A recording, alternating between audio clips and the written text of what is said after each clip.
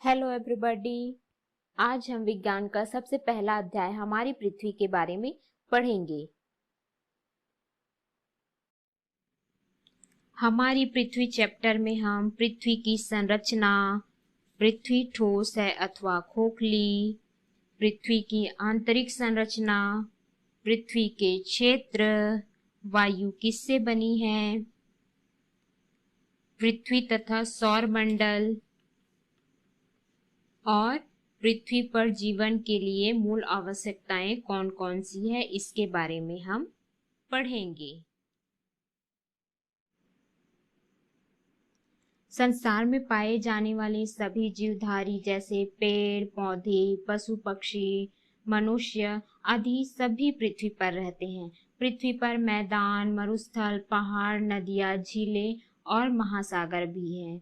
इन्हीं से सभी जीवधारी विभिन्न आवश्यकताओं की पूर्ति करते हैं। अब हम देखेंगे पृथ्वी की संरचना। पृथ्वी की आकृति कैसी है, गोल है अथवा चपटी है। एक समय में हम पृथ्वी का एक छोटा ही भाग देख सकते हैं जो हमें सपाट दिखाई देता है। पृथ्वी को देखने के लिए इससे बहुत दूर अर्थात वायुमंडल से आगे अंतरिक्ष यात्रा करनी पड़ती है। वहां से हमें पृथ्वी आकार में गोल दिखाई देती है। यहाँ पर चित्र में अंतरिक्ष से पृथ्वी का दृश्य दिखाया गया है कि पृथ्वी अंतरिक्ष से गोलाकार दिखाई देती है। अब हम जानेंगे पृथ्वी ठोस है अथवा खोखली। हम जानते हैं कि पृथ्वी गेंद के समान गोल है, किंतु क्या यह गेंद के समान खोखली है? यह जानने के लिए हम पृथ्वी की आंतरिक संरचना का अध्ययन करेंगे। कल्पना कीजिए कि यदि पृथ्वी को काटा जाए तब उसकी आंतरिक संरचना कैसी दिखाई देगी। पृथ्वी को अगर बीच से काटा जाए तो हमें उसकी आंतरिक संरचना इस चित्र के समान दिखाई देगी, जिसमें सबसे बाहरी भाग हमें भूपर्पटी दिखाई देगा, उसके बाद प्रवार और सबसे अंदर में हमें क्रोड़ दिखाई देगा। क्रोड़ भी दो भागों में बटा दिखाई देगा, पहला बाह्य क्रोड़ और दूसरा आंतरिक क्रोड़। तो इस प्रकार से पृथ्वी की आंतरिक संरचना तीन मुख्य परतों में बांटा गया है। पहला भूपर्पटी, दूसरा प्रवार और तीसरा है क्रोड़। पृथ्वी की आंतरिक संरचना में पहली परत है भूपर्पटी। भूपर्पटी पृथ्वी की सबसे बाहरी परत है, जिसमें महाद्वीप तथा महासागर स्थित हैं। इसमें वायु, जल, भोजन, मिट्टी तथा खनिज उपलब्ध होते हैं। दूसरा है प्रवार। भूपर्पटी के नीचे गर्म पिघली चट्टानों से बनी मोटी परत प्रवार कहलाती है। यह पृथ्वी की मध्य परत है। इसमें पिघली हुई चट्टानें विभिन्न गैसों सहित पाई जाती है। तीसरा है क्रोड़। प्रवार के नीचे अर्थात पृथ्वी की सबसे भीतरी भाग क्रोड़ कहलाता है। इसमें लोहा तथा निकेल धातु पाया जाता है। अब हम पृथ्वी के क्षेत्र के बारे में जानेंगे। पृथ्वी के क्षेत्र में सबसे पहला है जलमंडल। पृथ्वी में जल समुद्र, झीलों तथा नदियों में द्रव रूप में एवं ध्रुवों पर ठोस रूप में पाया जाता है। द्रव एवं ठोस जल युक्त यह क्षेत्र पृथ्वी का जलमंडल कहलाता है। दूसरा है स्थल मंडल।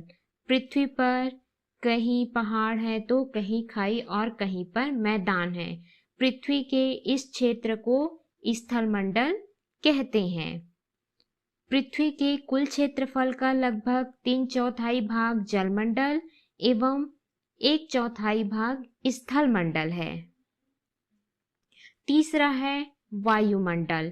पृथ्वी के चारों ओर उपस्थित वायु के घेरे को वायुमंडल कहते हैं। वायुमंडल पृथ्वी के लिए सुरक्षात्मक आवरण का कार्य करता है।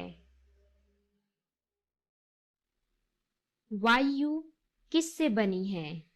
वायु का 99% भाग लगभग 40 किलोमीटर की ऊंचाई तक पाया जाता है।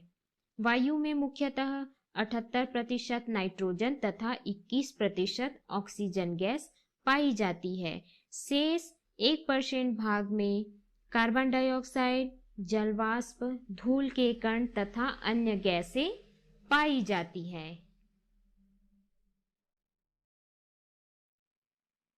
अब हम वायु में कार्बन डाइऑक्साइड की उपस्थिति जानने के लिए एक प्रयोग करेंगे।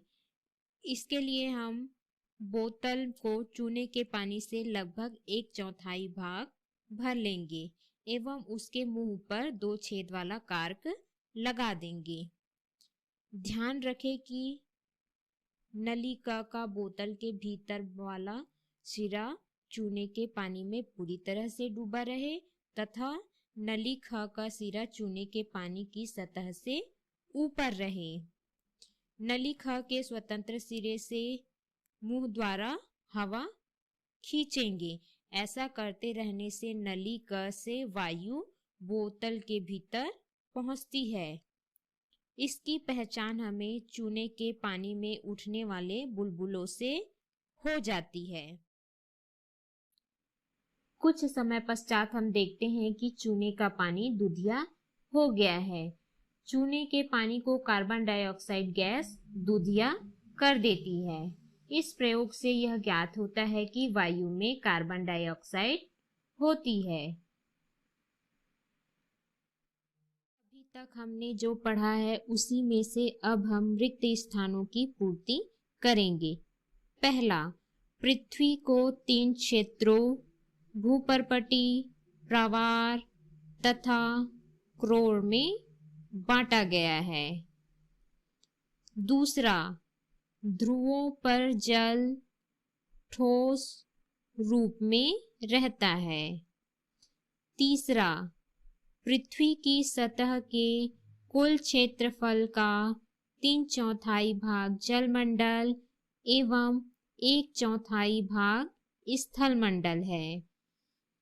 चौथा, वायुमंडल में मुख्य रूप से नाइट्रोजन, ऑक्सीजन तथा कार्बन डाइऑक्साइड गैसें होती हैं। पांचवा, कार्बन डाइऑक्साइड गैस चूने के पानी को दूधिया कर देती है।